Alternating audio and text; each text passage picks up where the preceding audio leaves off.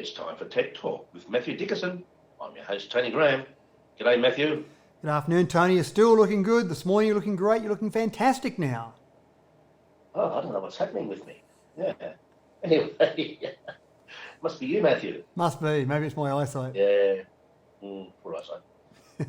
Now, Rivian, that's a startup company which is into electric vehicles, and they've raised $2.5 billion ahead of the launch of an electric pickup and SUV. And just before you answer go into that, I was just going to say to you, did you now realise that Elon Musk's Tesla is now the most valuable car manufacturer in the world? It's surpassed Toyota. Incredible, isn't it? And the volume of production they have is dramatically less than Tesla, but you're right, it is now officially, in market capitalisation, the most valuable car company in the world. And that's I think, fantastic for people that consider electric vehicles and the environment, I suppose, the future. I think it's really starting to catch on. But it's interesting. I think Rivian's on the back of that has raised, as you said, $2.5 billion extra. They haven't produced a vehicle yet. There's not one vehicle that you can go and buy from Rivian at the moment, but they've just raised an extra $2.5 billion. That brings in total their funding pool that they've raised to $6 billion. They say that they'll have it is incredible, their launch of their first all-electric pickup truck and the SUV will come next year. Now they've already released specs of it, they've released sort of demo versions of it, and it's quite incredible. And what made me laugh during the election campaign last year was when our Prime Minister was talking about electric vehicles were going to wreck our weekends and tradesmen wouldn't have a vehicle to use.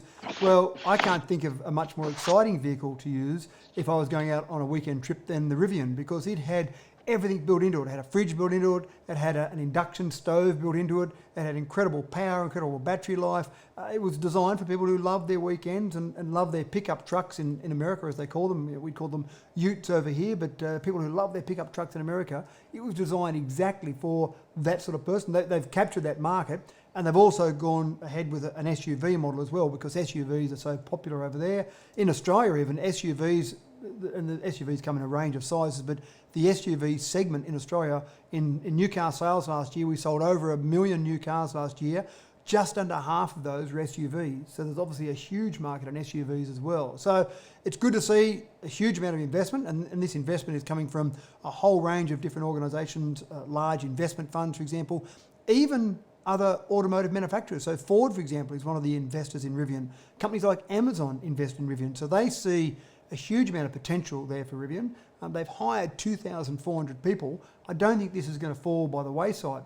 What is interesting, though, is they started out back in 2009, and originally what they were designing was a sports car, a bit like the Tesla Roadster, the first car that came out. That was their focus. But obviously along the years, they worked out that there was probably a bigger market in the pickup truck and SUV space than there was in the sports car space. And they probably looked at what Tesla was doing as well with sedans and with their SUVs, and they saw their sales and they figured, well, maybe Tesla's got some of the market covered with their sedans. We might focus on something a bit different. But really 2 years ago, they really came out and showed what they had to offer, and people got pretty excited about it. So I think once they start producing vehicles, which again, they talked about next year, I think we'll see some pretty rapid sales, and people that are investing $6 billion to see some sales as well. Yeah, I think they're following Elon's strategy there, starting off manufacturing higher-end vehicles, and that way they can justify the capitalisation and the investment that's required. So it's a smart way of doing it, really. Yeah, that's right. And exciting.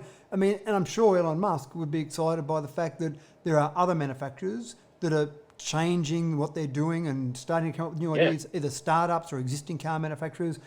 Ultimately, the whole market needs to grow for any of those manufacturers to be successful. So Elon knows, I assume he knows that he can't do it by himself. He's certainly been a pioneer and a leader, but the more that come on, the more it will push Tesla sales as well. Oh yeah, for sure. The market will expand. Now, Super Strata Iron is a 3D printed, made-to-measure, carbon fibre e-bike. Well, tell us about that. You're right into bikes. I am into bikes, and I love this concept because when I've bought bikes in the past, I've gone down to my local bike dealer and I've been fitted up and they've measured various things and see how far I can stretch and a whole range of things. and then they pick one of the bikes that's closest to my size and then adjust the seat height and the stem length, and they fiddle around and they end up with a bike that fits me very well, and that's all great, thank you. The concept from Super Strata is that now with 3D printing, it's so good that forget about having a range of frames sitting on the shelf, forget about measuring up and playing around with a few little fittings. They actually 3D print the bike, carbon fibre 3D printed, to your exact size. So once you've done all your measurements, once you've got everything right, then they print the bike, the frame is printed out to your exact customised size. So then you put your seat and your handlebars on and you've got a bike that suits you perfectly. They make two models, one's just a traditional model, one's an e-bike model. But one of the things that's really interesting is that as they've developed the materials to make bicycles out of, the original bikes made out of timber and various metals, they were obviously the traditional double triangle frame. So you'd have the front triangle and the rear triangle, that triangle giving you that strength they needed. And I remember being at a bicycle conference of all things I went to a few years ago down in Victoria. And the one of the people out there said that once they discovered carbon fibre as a material to build bikes from, all the traditional designs went out the window because carbon fibre was just so incredibly strong and lightweight compared to the metal, the titanium or the aluminium they used to use in the past. So this particular bike looks very strange because when you take that traditional double triangle frame, they basically remove that centerpiece of that triangle out. So it looks like there's a huge piece missing in the bike. And it looks very strange. And obviously on radio, we can't really show what it looks like, but it looks very strange. But again, all that strength with carbon fibre gives them the ability to design a bike that looks pretty groovy, but again, is designed to suit your exact body shape. The e-bike has got the battery built into the frame, so you can hardly tell that it's even an e-bike, apart from the fact when you're riding along beside me, you're not puffing and panting going at the same speed that I might be going at while I'm puffing and panting. So it's obviously quite subtle in the way they've built the e-bike. And e-bikes will become more and more popular, I think, as more people use bicycles for a commute. Then I think that'll become more popular. So great concept. And I looked at all that and I thought, well, this is going to be so ridiculously expensive. People aren't even going to consider it. But in the scheme of things, it wasn't too bad. I've got friends of mine that might have paid $13,000 or $14,000 for a bike. This bike here, US pricing, it ranges in price from about $3,000 to $5,000. And again, that sounds like a lot of money, but compared to the bikes they're competing against, it's actually not that bad. Yeah. No, that is interesting. Now, Vodafone and TPG, they're merging. So the landscape's about to change in telecommunications a little bit, maybe. In Australia. So what do we need to know about that?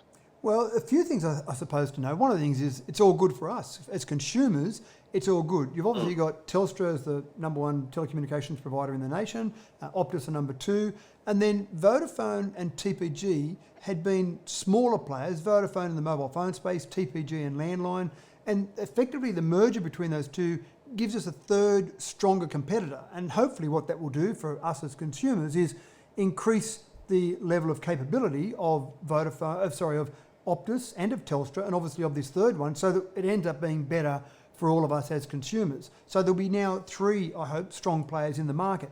The ACCC initially knocked back the merger, and the argument from the ACCC was that TPG had been talking about building their own mobile phone network. So that would have meant there were four mobile phone providers in the nation, but it got to the point involving Huawei and the cost of building out that network. It wasn't going to be viable for TPG to build that. And that was the argument put forward by the merger concept between TPG and Vodafone, was TPG is just not going to go ahead. If it's left as it is at the moment, it won't go ahead. In the end, the argument was won against the ACCC, and so they were allowed to go ahead. So this will basically mean that if you're a Vodafone user, you're a TPG user, or one of the sub-brands, like Internode, for example, is a popular sub-brand of TPG, then things will go along the same as they were yesterday. That'll be fine, except I think you'll start to see some more capability, and as they get those systems combining together, you'll have the ability, just for example, if you had a TPG landline and a Vodafone mobile, now you'll be able to have that on the one bill. So that makes it more convenient for a consumer.